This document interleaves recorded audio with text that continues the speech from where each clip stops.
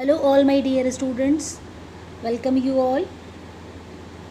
Class 8th के बच्चों को आज हम यहाँ पे मॉडल समझाने जा रहे हैं। थोड़ा बहुत हमने आपको जो है इसमें जो लाइव क्लास ली थी हमने, उसमें आपको ये चैप्टर में काफ़ी चीज़ें यहाँ पर समझा दी थी। आपको कैन का यूज़ सिखाया है, ठीक है, मे के बारे में समझाया है और आपको ये एक्सरसाइज भी मैंने लाइव क्लास में करवाई थी। चलिए आज हम आगे बढ़ते हैं इसी लेसन में। Now here I am going to teach you the use of should। ठीक है, should का यूज़ किस प्रकार से होता है ये मैं आपको समझाने जा रही हूँ। तो देखिए, should is used to indicate number 1 the past tense of shall in the direct speech। ठीक है, should जो है वो shall की सेकेंड फॉर्म है, पास्ट फॉर्म है। और डायरेक्ट सेंटेंस में जब shall का यूज़ होता है तो इनडायरेक्ट में कन्वर्जन के टाइम पे हम टेंस चेंज करते समय शैल को शुड में कन्वर्ट कर देते हैं। ठीक है, जैसे कि he said the workers shall report for duty on Monday. Got it. तो this is a direct sentence. अब इस डायरेक्ट का इनडायरेक्ट में जब कन्वर्जन हो रहा है तो आप देख सकते हैं, जब हम रिपोर्टेड स्पीच समझाएंगे तो आपको इसके बारे में फुल डिटेल्ड मतलब टॉपिक आपको समझाएंगे, सारे रूल्स वगैरह। लेकिन अभी हम यहाँ पे बेसिकली बात शुड की कर रहे हैं, मॉडल्स की कर रहे हैं इस जगह पे। तो देखिए, ही सैड सेम रहा, दैट यहाँ पे as a joining word use हुआ है, टू पार्ट्स को ज्वाइन करने के लिए दैट का यूज़ हुआ है। The workers will remain same, लेकिन शैल जो है वो शुड में कन्वर्ट हो रहा है। तो आप देखिए, शैल की सेकेंड फॉर्म है शुड और ये इनडायरेक्ट स्पीच में हम इसको लगाते हैं सेंटेंस को चेंज करने के लिए। Got it. इसी तरीके से दूसरा एग्जाम्पल भी है, she said you shall not go to the cinema today. उसने कहा कि तुम आज सिनेमा देखने नहीं जाओगे। तो उसने कहा कि मुझे आज सिनेमा देखने नहीं जाना चाहिए। तो shall has been change into should और यहाँ पर ये पर्सन्स का चेंज है। तो ये डायरेक्ट इनडायरेक्ट के बारे में है, जब क्योंकि टेंसेस के चेंज के हिसाब से हमको चेंज करना पड़ेगा शैल को शुड में। अगली चीज़ क्या बताई है शुड के बारे में, ऑब्लिगेशन और एडवाइजेबिलिटी।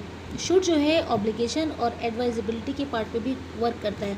एडवाइस करना है, किसी को सलाह देना, मशवरा देना, किसी को सजेशन देना, ठीक है, वो शुड के लिए। जैसे कि तुम्हें सुबह जल्दी उठना चाहिए, तुम्हें एक्सरसाइज करनी चाहिए, तुम्हें बड़ों का सम्मान करना चाहिए, तुम्हें पूजा पाठ करनी चाहिए, लाइक दैट। ठीक है, तो ये यहाँ पे इस तरीके से हमें एडवाइस मिलती है, लोगों से सलाह मिलती है, तो उसका मतलब शुड होता है। जैसे कि people should not tell lies, लोगों को झूठ नहीं बोलना चाहिए, समझाने वाली बात है, आपको एडवाइस दिया जा रहा है। ठीक है, you should take regular exercise, जैसे मैंने अभी आपको बताया, आपको डेली एक्सरसाइज करनी चाहिए, बताया जा रहा है, आपको सजेशन मिल रहा है।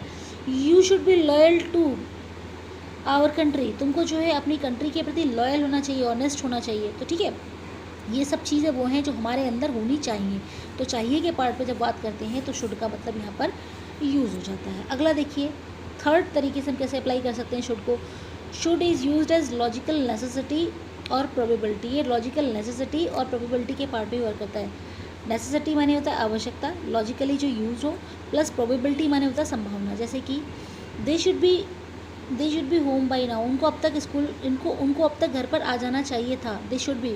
ठीक है, उसके अलावा अगला एग्जाम्पल है, देखिए क्या लिखा है, art suits should be ready by now. Suits का मतलब क्या होता है, सूट्स का मतलब होता है कोई पर्टिकुलर कोई लॉज, कोई गेस्ट हाउस या एक ऐसा मतलब प्लेस जहाँ पर आप स्टे कर सकें।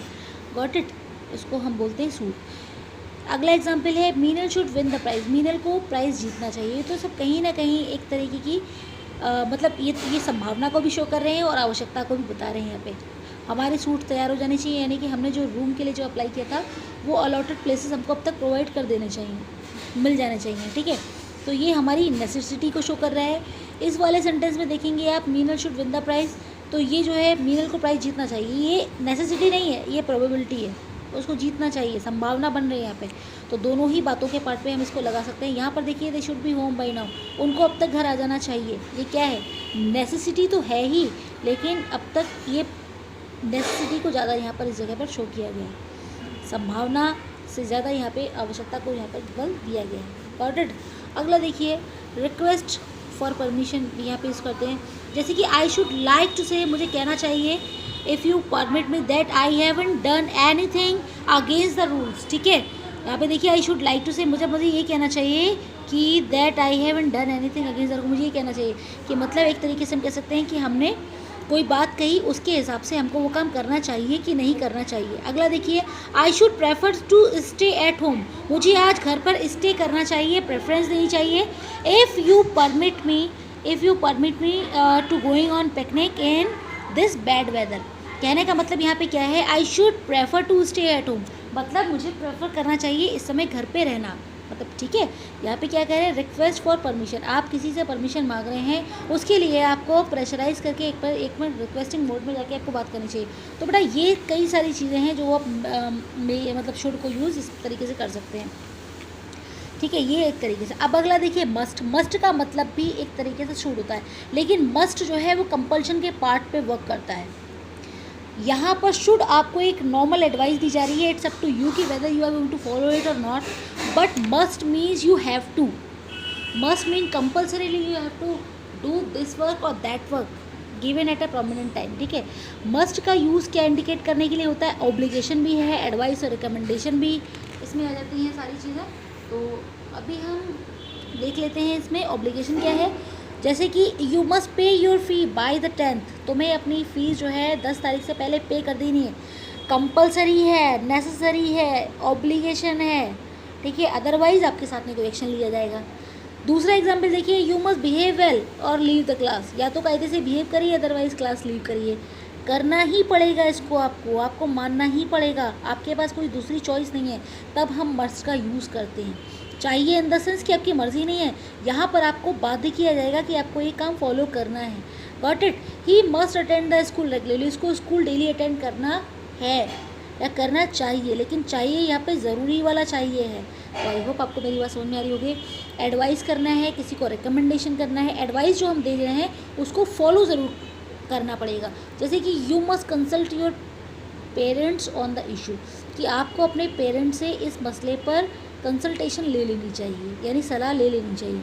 सिंपल सी बात है, अगर हमने यहाँ पे मस्ट लगाया है तो हमें 100% उनसे कंसल्ट करना पड़ेगा। अगर हम ऐसा नहीं करते हैं तो डेफिनेटली हमारी रिक्वेस्ट को मतलब उसको जो है टाल भी दिया जा सकता है या उसको मना भी डिनाई भी किया जा सकता है। अगला देखिए, she must utilise the time properly, उसे अपना समय ठीक से यूटिलाइज़ करना चाहिए। मस्ट, अगर हम मस्ट लगा रहे हैं तो कंपलसरी है हमारे लिए, बिल्कुल नेसेसरी है। We must not smoke at a public place, हमें पब्लिक प्लेसेस पे स्मोकिंग नहीं करनी चाहिए। ये हम पे ये रूल अप्लाई होता है, लीगल मतलब ये हमको जो है इस चीज़ के लिए लीगली परमिशन नहीं है कि हम पब्लिक प्लेसेस पे स्मोकिंग करें या उन जगहों को हम ख़राब करें। अगर ऐसा किया जाएगा तो हम पे फ़ाइन इम्पोज किया जा सकता है। तो मस्ट का मतलब है आपको वो काम फॉलो करना पड़ेगा जो रूल्स बन गए, चाहिए यहाँ पर भी अप्लाई हो रहा है, चाहिए यहाँ पर भी। यहाँ पर जो एडवाइस है वो आपके ऊपर डिपेंड करती है कि आप ऐसा करें या ना करें। एक नॉर्मल सी बातें आपको सिखाई जा रही है, लेकिन वो आपके ऊपर डिपेंड करता है कि आप उस एडवाइस को किस पार्ट पे एक्सेप्ट करें। तो आई होप आपको इस वीडियो में शुड और मस्ट के बीच का डिफरेंस समझ में आया होगा। तो बेटा आज की वीडियो में बस इतना ही, थैंक यू।